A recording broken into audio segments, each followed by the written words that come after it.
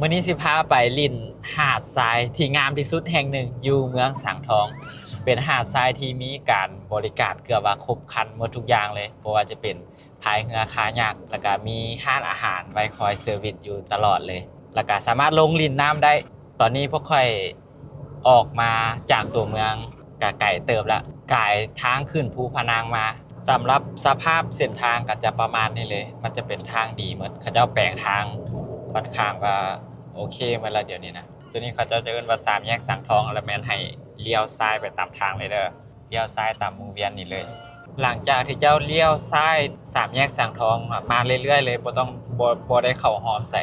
กายฮูละดีมาเด้อตอนนี้พวกข่อยมาฮอดบ้านอ่างน้อยแล้วหลังจากที่เจ้าก่ายป้ายบ้านอ่างน้อยมาละให้สลอความไวลงหอมเข่ามันจะอยู่เบื้องซ้ายมือเด้อจะเป็นทางโค้งมันจะเป็นหอมเดียวกับหอมเข้าวัดบ้านอ่างน้อยจะมีป้ายบอกทางตั้งอยู่หน้าหอมเด้อก่ายประตูโค้งวัดมาแล้วมันจะมีสามแยกเจ้าเลี้ยวซ้ายนี่ก็ได้หรือว่าจะไปซื้อก็ได้ถ้าว่าไปซื้อแล้วมันไปเลี้ยวซ้ายอยู่หน้าวัดเด้อถ้าไผมาซื้อคือข่อยแล้วมันให้เลี้ยวซ้ายอยู่หน้าวัดเด้อเลี้ยวเข้ามามันจะเป็นทางดินแดงแบบนี้ก็ขี่ไปซื้อเรื่อยๆจนสุดทางเลยตัวนี้จะเป็นทางลงไปหาหาดเด้อทางลงไปหาหาดทรายจะเป็นประมาณนี้เลยทางกับบริยากปานใดรถเก่งก็สามารถมาได้อยู่ตอนนี้ค่อยมาฮอดบอนจอดรถหาดทรายละจะเป็นประมาณนี้กองห่มไม้แบบนี้เลยมีค่าเข้ามาจอดรถนี่แมนคันหนึ่ง20,000เด้อสำหรับรถใหญ่ส่วนรถจักรคันแมนประมาณ10,000นี่แหละก็จะประมาณนี้บอนจอดรถเดี๋ยวจะนายเข้าไปในท้ายบรรยากาศให้เบิ่งบอนจอดรถก็อยู่บ่ได้ไกลนี่บอนจอดรถทางหลังยางมาทางหน้านี่ก็สิเป็นบอนนางของหาดทรายละอยู่รุมพุ่นจะเป็นบอนลินน้ำแล้วก็บอนหาดทรายเดี๋ยวจะนายพาลงไปเบิ่งบรรยากาศของโซนทางเทิงก็สิเป็นตู้แบบนี้แล้วก็มีตั้งเลียนลงไปฮอดรุมพุ่นแล้วก็อยู่ทางรุมนี่ก็สิเป็นหาดทรายแบบนี้เลยตัวนี้จะเป็นโซนอยู่ติดกับน้ำเลยจะเป็น